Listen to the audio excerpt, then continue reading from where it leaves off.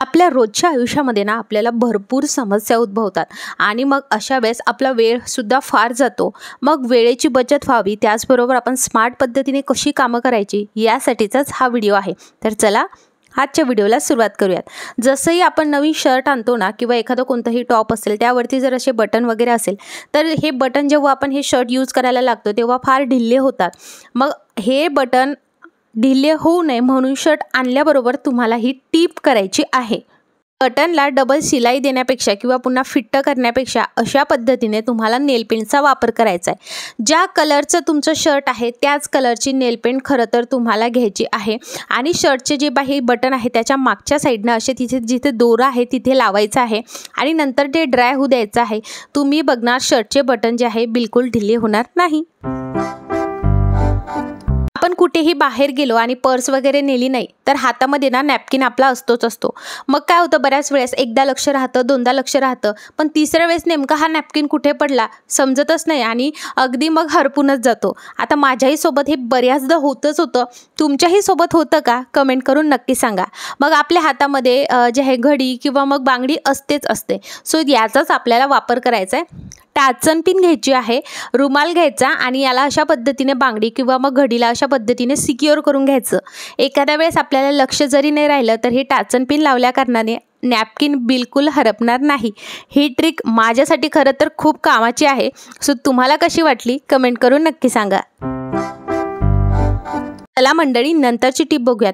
आपली जी काही चांदीची ज्वेलरी असते ना ती जर आपण ठेवून दिली ना तर ती जसं आपण वापरात आणतो किंवा ठेवून जरी दिली तरी पण त्याच्यावर नाही काळपट थर जमा व्हायला लागतो. त्याचा शायनीनेस जो आहे तो कमी होतो. आपण अशा पद्धतीने पॉकेटमध्ये ती ठेवली तरी सुद्धा ती काळी पडते. मग तुम्ही सुद्धा अशा पॉकेटचा यूज करत असणार तर ती ठेवण्याच्या आधी एक छोटीशी ट्रिक तुम्हाला आजमायची आहे.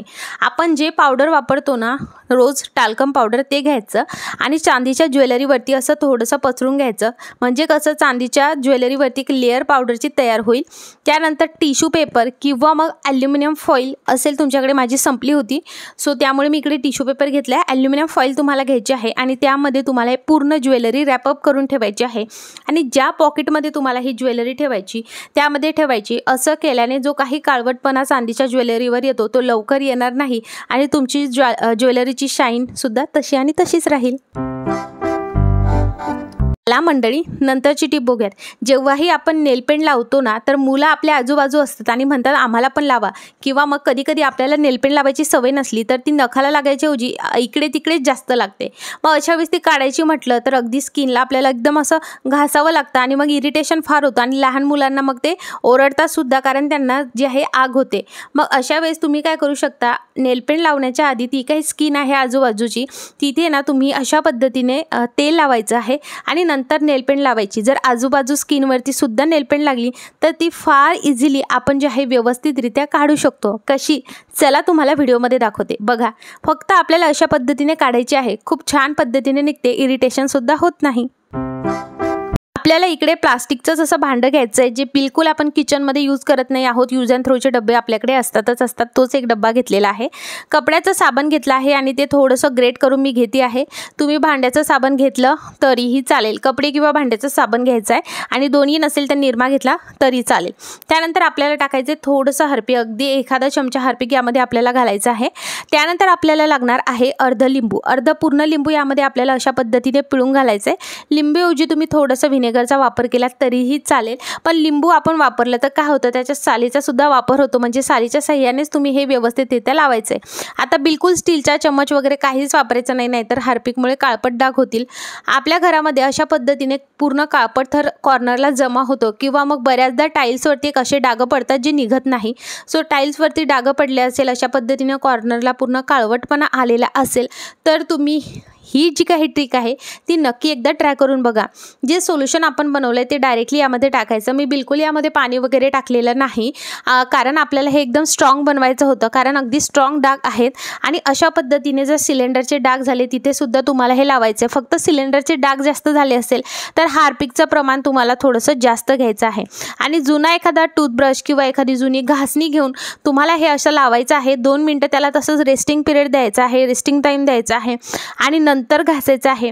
तुम्ही बघणार जे काही कॉर्नरला काळवटपणा झालेला असतो तो पूर्ण नाहीसा होतो. तुम्ही हा व्हिडिओ कोणत्या गावातून किंवा कोणत्या शहरातून बघत आहात मला कमेंट करून नक्की सांगा. नेमका आपला व्हिडिओ कुठपर्यंत पोहोचला मला ते कळेल. आणि व्हिडिओ आवडला असेल तर लाईक नक्की करा, चॅनलला नक्की सबस्क्राईब करा आणि बेल आयकॉन ऑल करा. व्हिडिओ नसेल आवडला डिसलाईकसुद्धा करू शकता, पण आवडला असेल तर तुमच्या मित्रपरिवारासोबत नक्की शेअर करा. आणि हो मंडळी, हा जर व्हिडिओ तुम्ही फेसबुकवर बघत असणार तर लाईक करा आणि फॉलो करा. सो अशा पद्धतीने बघा आता मी हे पूर्ण घासून घेते आहे. आता आपलं हे पूर्ण जे आहे ते घासून झालेलं आहे आणि आता मी तुम्हाला इकडे पुसून दाखवते. तुम्ही बघू शकता खूप काळे हे झालं होतं आणि हे कशा पद्धतीने निघलं आहे. थोडं थोडं जे काळं दिसतंय ते सिमेंटचं आहे आणि नेहमी जर हे क्लीन केलं तर हा जो पूर्ण काळपट थर आहे तो संपूर्ण निघून जातो. सो तुम्ही तुमच्या टाईल्सवर जर डाग पडले असेल किंवा असं कॉर्नरला काळवटपणा आला असेल तर अशा पद्धतीने नक्की एकदा साफ करून बघा. हार्पिक, लिंबू आणि कपड्याचं साबण किंवा मग निरमासुद्धा तुम्ही घेऊ शकता. रिझल्ट अगदी तुमच्या समोर आहे. खूप छान पद्धतीने क्लीन निघला आहे. सो तुम्ही सुद्धा तुमच्या टाईल्स असं स्वच्छ करा. चला मंडळी, नंतरची टीप बघूयात. आपल्याकडे ना अशा पद्धतीचं बघा रॅक असतं, स्टीलचं रॅक. आणि हे जे रॅक आहे हे फार जुनी पहिले मिळायचं, आता मिळत नाही. पण याचे जे एजेस आहेत ना ते भरपूर शार्प असतात. मग आता हे धुवायचं म्हटलं तर आपल्या हाताला कधी लागतं म्हणजे लागतंच. तर यासाठीचा एकदम सोपा हॅक मी तुमच्यासोबत शेअर करते. कारण सणवाराला अगदी सुरुवात झाली आहे, त्यामुळे घरामध्ये साफसफाईची मोहीम चालू असेल तर मला असं वाटलं ही टीप तुम्हाला खूप उपयोगाची पडेल. इकडे मी गरम पाणी घेतलं आहे, त्यामध्ये मी 1 चमचा बेकिंग सोडा टाकलेला आहे. तुम्ही इनोसुद्धा यामध्ये टाकू शकता. गरमच पाणी घ्यायचं आहे.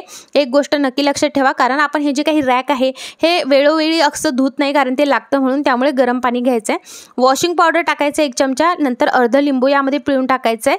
पाणी गरम घेतल्यानंतर जेव्हाही आपण हे सगळं काही मिक्स करतो एकदम जबरदस्त स्ट्रॉंग सोल्युशन आपलं तयार होतं. आणि त्यानंतर आपल्याला घ्यायचा आहे कपडा किंवा मग एखादी सॉफ्ट अशी घासणी घ्यायची आणि तुम्हाला हे घासून घ्यायचं आणि फक्त पुसून घ्यायचं. तुम्ही बघणार तुम्हाला ते रॅक घासायचं सुद्धा काम पडणार नाही. एवढं छान पद्धतीने या सोल्युशननं क्लीन निघतं. मी ह्या सोल्युशनचा वापर करून हे जे काही रॅक आहे हे स्वच्छ केलं आहे. तुम्ही बघू शकता किती शाईन करत आहे आणि व्यवस्थितरित्या यावरती पुन्हा धूळ होऊ नये म्हणून अशा पद्धतीने न्यूजपेपर नक्की टाकायचा, जेणेकरून आपलंच काम कुठेतरी नक्की कमी होईल. चला नंतरची टीप बघूयात. तुमचं किचनचं बेसिन हे खूप लवकर जर ब्लॉक होत असेल तर अशा वेळेस रोज किचन साफ केल्यानंतर यामध्ये गरम पाणी आणि थोडासा बेकिंग सोडा टाकायचा. असं केल्याने बेसिन जे आहे ते लवकर बिलकुल ब्लॉक होत नाही. आता बघा पावसाळा संपलेला आहे, आता ऊन भरपूर पडत आहे, ऑक्टोबर हीट सुरू आहे. मग अशा वेळेस आपलं जे काही धान्य आहे हे कसं साठवायचं यावरती मी भरपूरसे व्हिडिओ तुमच्यासोबत शेअर केलेले आहेत. आपलं गहू असेल, ज्वारी असेल, बाजरी असेल, डाळी असतील, कडधान्य असेल, यासाठी मी भरपूर हॅक शेअर केले आहेत. जसं की कडुलिंबाचे पानं, त्याचबरोबर खडे मीठ हे तुम्ही टाकू शकता. पण आता पाऊस 2 ते 3 महिने लगातार होता, मग आपण हे टाकलं तरीसुद्धा यामध्ये ना थोडंफार का होईना मॉइश्चर ट्रॅप होतच होतं. सो आता भरपूर असं ऊन पडत आहे, कडक ऊन पडत आहे. सो अशा वेळेस तुम्हाला तुमचे जे धान्य आहे त्याला पुन्हा एकदा ऊन दाखवायचं आहे. 1 ते 2 दिवस ऊन दाखवलं की बिलकुल टेन्शन नाही, याला कीड आळीजाळी लागत नाही. आय होप मंडळी तुम्हाला हा व्हिडिओ खूप आवडला असणार. व्हिडिओ आवडला असेल तर लाईक नक्की करा. व्हिडिओ बघितल्याबद्दल खूप खूप आभार.